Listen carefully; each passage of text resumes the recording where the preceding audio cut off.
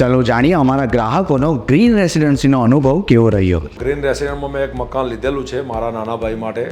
તો બિલ્ડરનો સ્વભાવ બી સારો છે, બિલ્ડરનું કામ બી સારું છે અને કામ બી એકદમ બધાને ગમે એવું છે.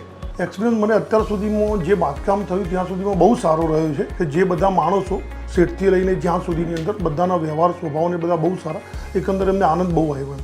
ગ્રીન રેસિડેન્સીમાં સારું છે, અમને મકાન સારા ને બધે લોકાલિટી બધી મહેસાણાવાળા છે, ટોટલી 90%.